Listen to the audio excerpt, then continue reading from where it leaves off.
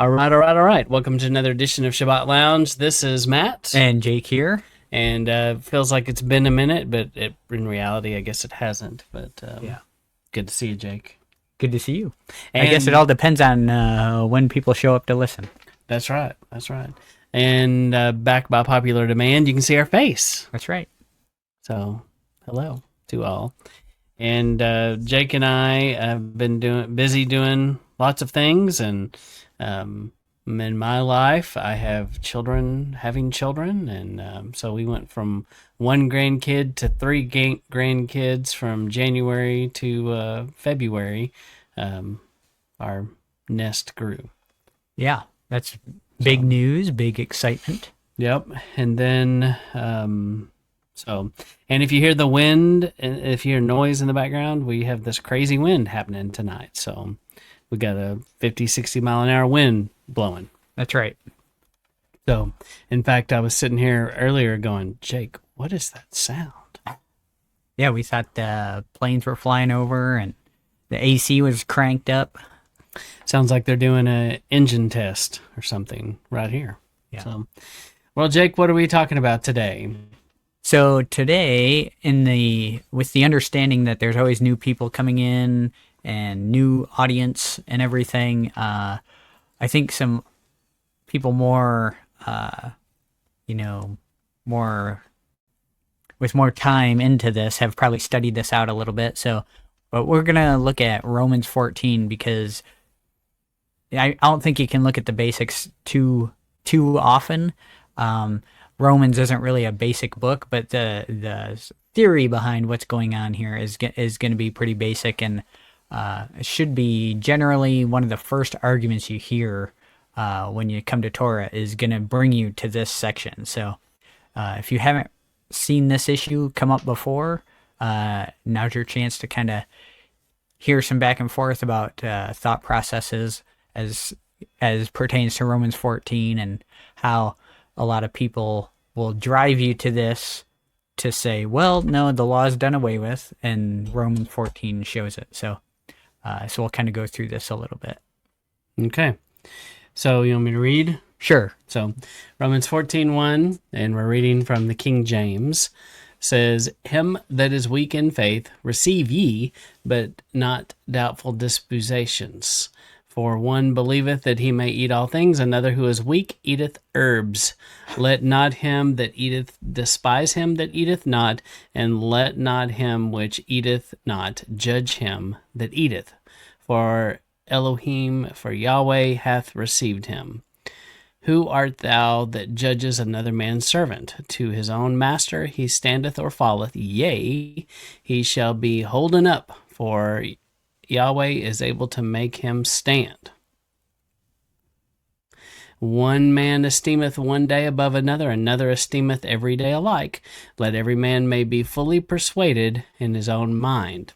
He that regardeth the day regardeth it unto Elohim, and he that regardeth not the day to Yahuwah, he doth not regard it. He that eateth, eateth to Yahuwah, for he giveth Yahuwah thanks, and he that eateth not to Yahuwah, he eateth not and giveth Yahuwah thanks. For none of us live to himself, and no man dieth to himself. For whether we live, we live unto Yahweh. For whether we die into Yahweh. Whether we live, therefore, or die, we are Yahweh's. Okay, that's probably good. I mean, that's the section that people will bring up. So right off the bat, I think the first thing that kind of jumps out is verse 5. One man esteems one day above another, another esteems every day alike. So, Matt, have you heard someone pull out this verse and argue one way or another for probably against why we would need to keep Torah? Yeah, they would say that we would be the weaker brother if we feel like we have to keep the seventh day Sabbath or a feast day. Right, because there's one Sabbath, one day that you're esteeming as a Sabbath, right? Mm-hmm. And what if I esteem another day as a Sabbath? And they're saying, well, as long as you're persuaded, it's Mhm. fine. So that's how that verse will be used. But if we look at, let's just count go back to the first verse and we'll count how many times they're talking about eating here. So him that's weak in the faith, there's one, two. What do you mean weak? Okay, eat in verse 2. No, I was just Oh, looking okay, through. yeah, eat in So verse 2. So it's twice in verse 2, and then there again in. Okay, 1, 2, 3, 4, 5, 6. Scroll down a little bit. 7, 8, 9, 10. 10 times just in the first 6 verses. So, and then there it is again. That's seat, actually. And meat and meat and meat. Meat. Eateth, eat. Eat, so yeah, eat. A good 27 times. Yeah. So so it seems like he's actually talking about eating. He's not talking about a specific day. He's not talking about the Sabbath. Mm-hmm. And if you review Romans, you'll see that the word Sabbath isn't used once in the whole book. So to pull this out and say, well, he's talking about the Sabbath, or to extend this principle to apply to the Sabbath, is just not taking the context of what he's actually talking about. Mm-hmm. So Paul's actually talking about eating here. Yeah, and I think we've got this pulled up, which is kind of handy too. So we have the Blue Letter Bible pulled up, and I guess we should have started right there, but Romans 14:8. Is that the right one? No, I picked the wrong one. Which is the one about the day? 5.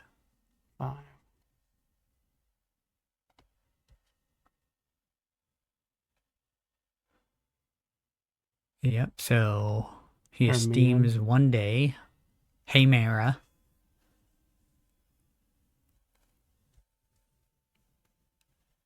The day. Used of time in general. But it definitely does not use the word Sabbath.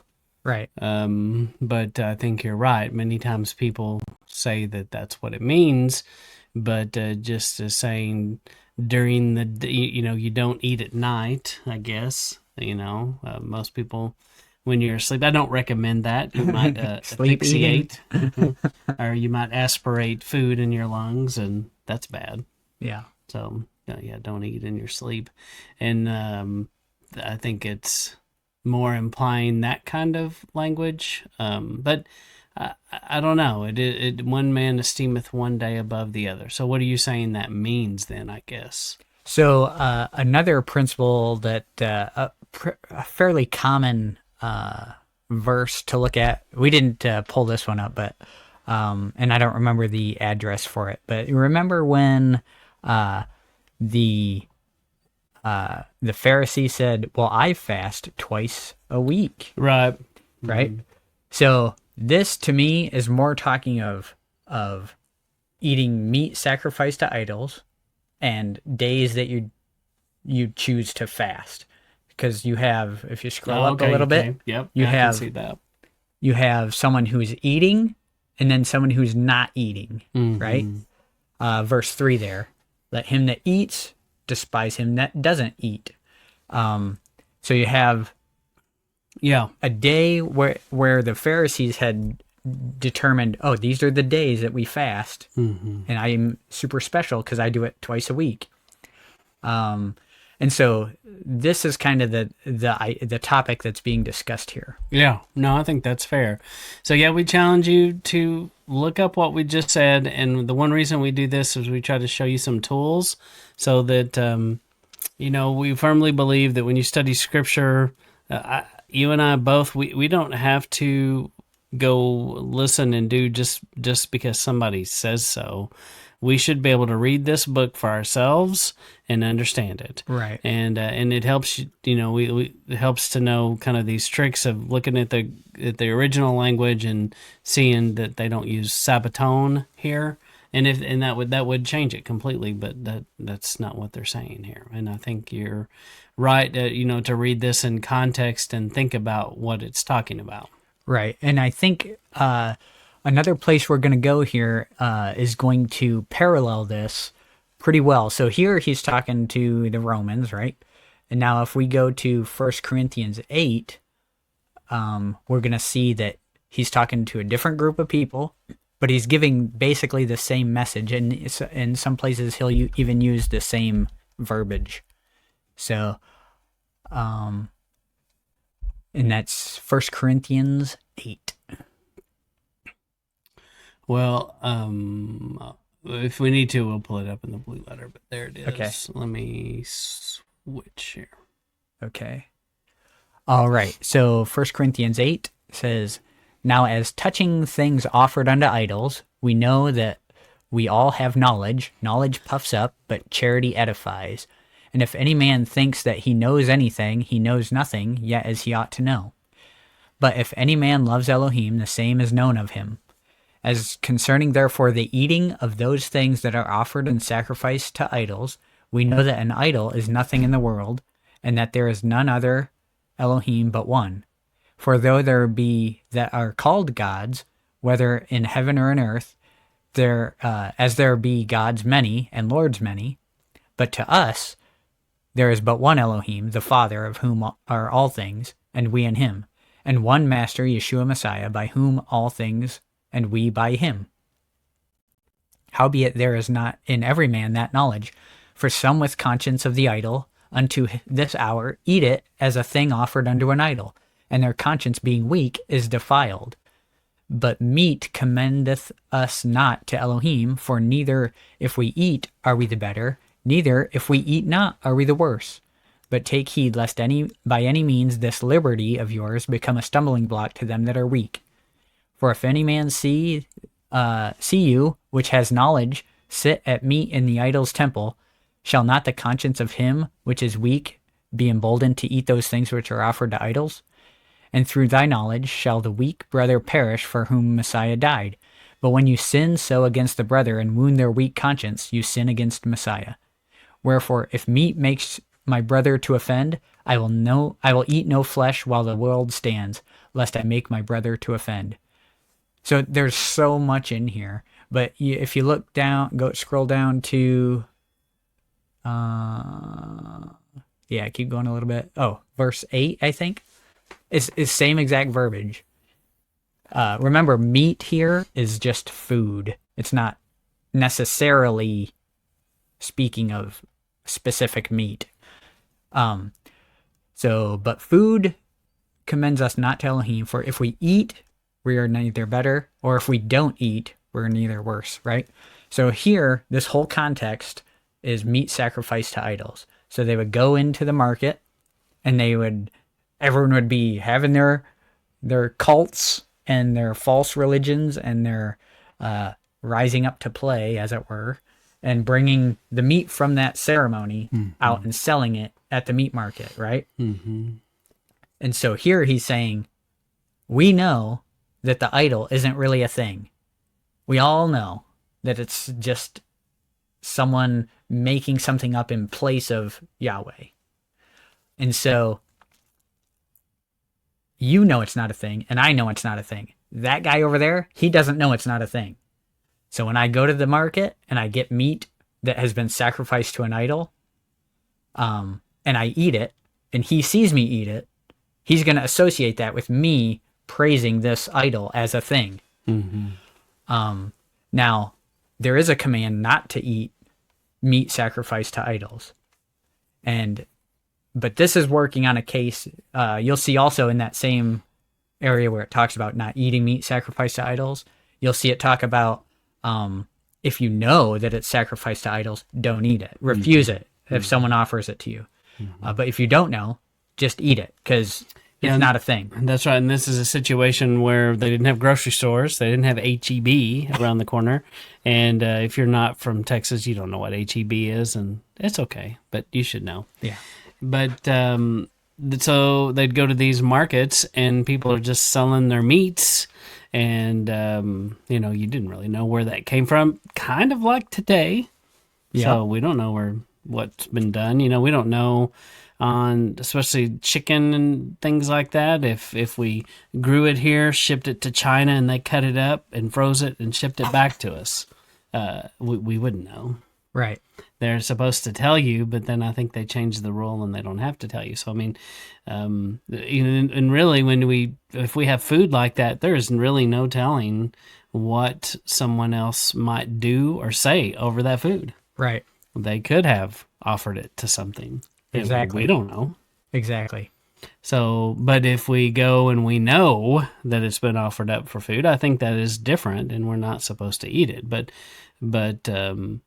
there is provision for these folks, and there were people in this community that decided to not eat meat at all and be vegan or vegetarian because they were afraid of doing this, and that's Exactly. part of the rub that you see here. And it's not this group of people eating pork and this other group of people not eating pork, Right. because the context is vegetables Or meat. Mm-hmm. It's not or pork. Yeah.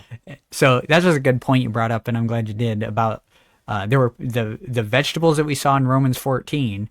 It was people that were too afraid to eat meat because they didn't know where it came from, and they didn't want to be, breaking a command.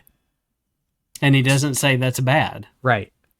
And in fact, he's saying, if I'm eating meat and it's bothering you, I shouldn't do it. Right. So scroll down to the end here. This is a good point too. Verse 13. If meat makes my brother to offend, I will eat no flesh while the world stands, lest I make my brother to offend. So someone that's coming to you and saying, oh, you don't have to do that. Mm-hmm. And then they order pork in front of you. They've just told you, I think you're a weak brother. And now they're eating something that you think is offensive, whether it is or not, which it is. But even in their eyes, whether it is or not, now they're eating it in front of you, which offends you. And now they've broken this obvious command. So, yeah. I don't know how many times that's happened to me, but it's just a weird dichotomy, because in the same breath of claiming the Romans 14 verse, which is exactly the same concept as the 1 Corinthians 8 verse, that they'll deride you for it, and then they'll offend you with the way they eat, and they're kind of standing on both sides of that. They're kind of wrong in both sides of that, and it can be easy to get offended by that, but I think we need to, especially early on, I would get real offended by stuff like that, where it's like, this looks so obvious to me, and you're breaking this in both places. But try just, if someone steps on your toe, just take a step back. It's, you don't have to go World War III over slight things like this. I know it feels like it's a real big deal in the moment, especially early on, but turns out it's not a super deal. Just hold on to your witness, and eventually, you don't want to burn that bridge, because you can't come back to it. Yeah. No. Yeah, that's right. Well, and we challenge you to look at these scriptures and think about it in this context, because most of us probably were taught that this was about Sabbath, feast keeping, dates, things like that, and about eating pork and not eating pork. And I challenge you to find how this says this is about the Moedim, the feast dates, and about eating pork. Right. So, and I think that's where you can take someone and just have them prove it to you in the original language, and just, and I think what you're saying too is you can kind of point people, but they have to go want to look at it and research it a little bit, and if they're not willing to do that, then they may never see it. Yeah, and I think a good way to go about that is not to just spew these verses at people, Yeah. but ask them to show you in detail what their point is, because the context will always bear out the truth. Yeah. Yeah. And if they go, well, I got to go ask my pastor or something, I would just challenge that, challenge them to just encourage them nicely to be confident that they can know scripture themselves. And I think you can say that real nice. But if you don't want to come across as condescending, but you can say it in a way that would edify them. This is like, how can you know if this is the right thing to say? If your words are going to either challenge or edify them, and it's spurring them to do something good, and empowering them and giving them, the sense of ownership and feeling like, hey, yeah, I could learn this, because some people are Personal responsibility. yeah, so beat down, like, oh, I'm not smart enough. I'm not good enough to know this. I got to rely on Pastor Jeff because he's so smart. That's ridiculous. I mean, to me, that's it's quitter talk for one thing. So Right. but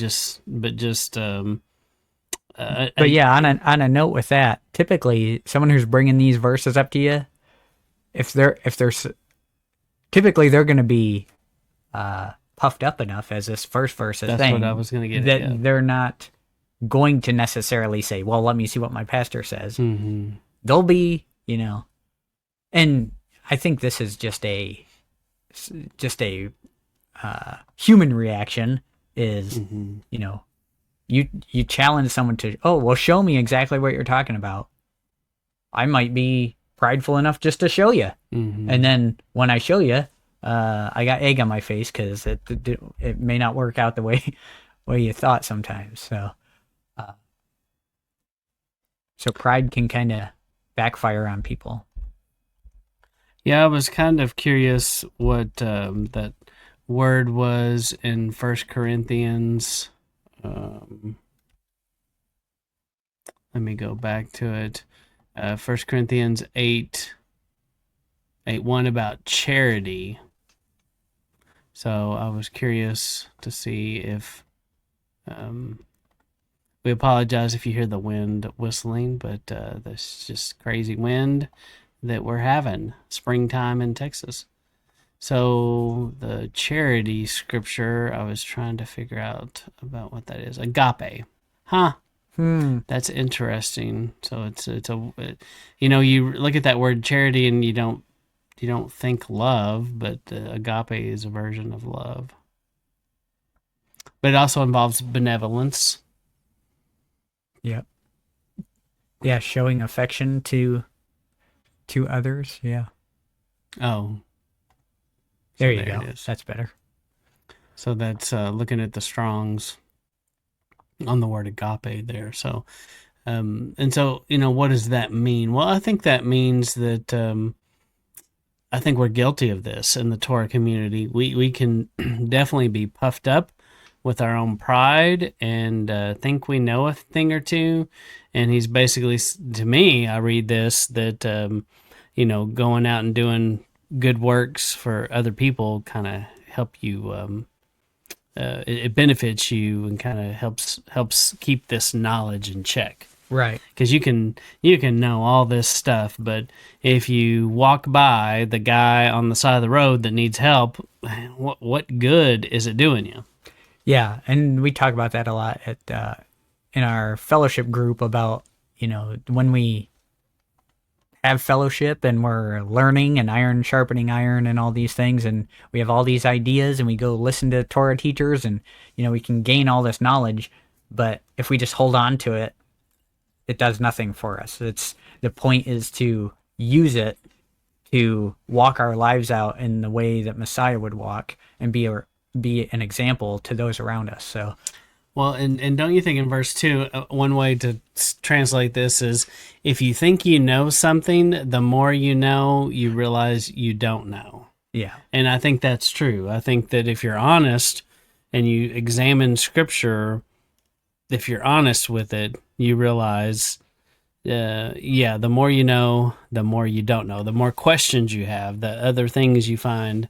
Um, I think that's a dangerous thing to feel like you have it all figured out. Yeah, I think that's why in the Torah community you have that. You can tell like a new Torah convert basically generally because they do the Torah terrorist thing. Mm-hmm. And that's that I can tell you don't have enough questions yet. You've kind of thought you've learned a bunch. Yeah. But you haven't fallen into the realizing you really don't know a lot.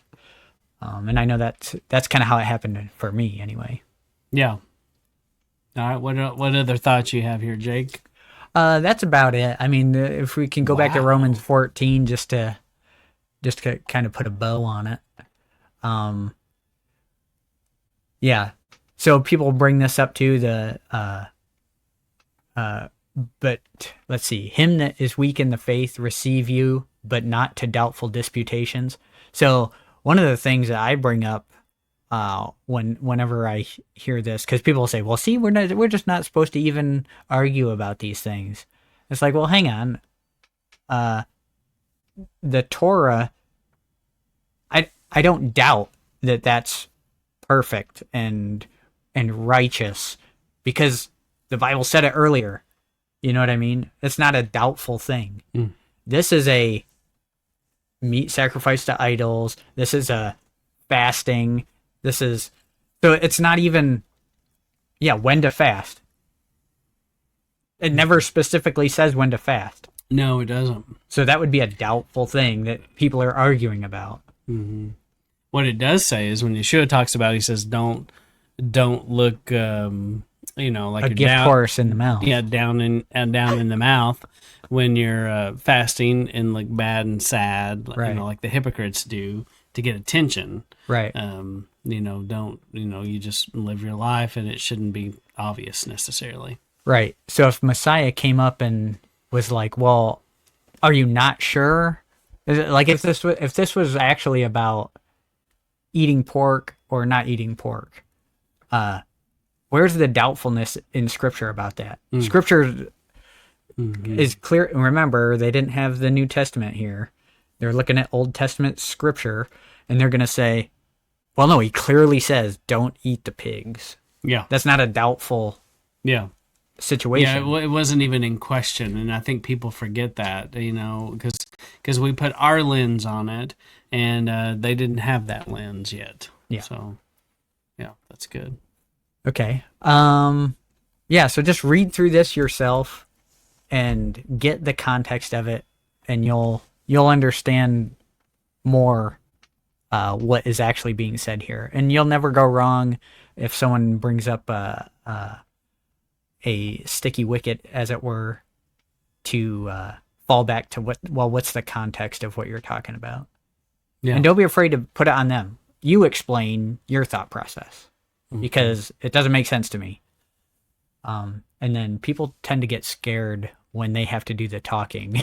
When you start questioning the things they're saying, instead of responding to it, you question what they're saying, and people kind of shy away from that. Mm-hmm. Yeah, no, it's good. All right, well, Jake, you got anything else? No, not for now, I guess. Well, we appreciate that you are here, and we do want to take a minute to remind you that we have a website. And so if you just go type in sabbathlounge.com, if you're here, you probably already knew this. But if you're new to this, we do have a website with different teachings, all kinds of things. And you can find out ways to contact us, where you can find us, and we do have a book that we've been working on, and it's not ready, it's not out, but it's dust from the floor. And Jake, can you tell them about that? Yeah, so this is going to be a pretty interesting book, I think, once it's finished. We still have a lot of work to do on it, but it's regarding the bride and the way that, so the dust from the floor is speaking of the cup of bitter waters. And if you've listened to us for any amount of time, you know we're big on that, and how that relates to our relationship with Messiah, and how the reason that Messiah had to die on the cross. And so that's kind of what this story is going to be about, is kind of our thoughts on that topic. And so the bride and the groom and coming together and how that all works. Yeah. So we're hoping to release it to the public in January, February, sometime in the first of next year, 2026. So about a year out. And anyway, we do have a sign up sheet in there if you want to get on a list, and we'll send you updates. We also will be looking for people who may want an early version of it that would do a review or social media share. So let us know if you'd be interested in doing that for us, and that's how you could do it right there. So anything else, Jake? No, I think that's it. As always, we appreciate if you like, share, subscribe. Oh, I don't know what happened there. Tell others about what we're doing and what's about Sabbath Lounge. And we lost our camera there for a second. So, but anyway, we appreciate you being here. This is Matt And Jake. signing out.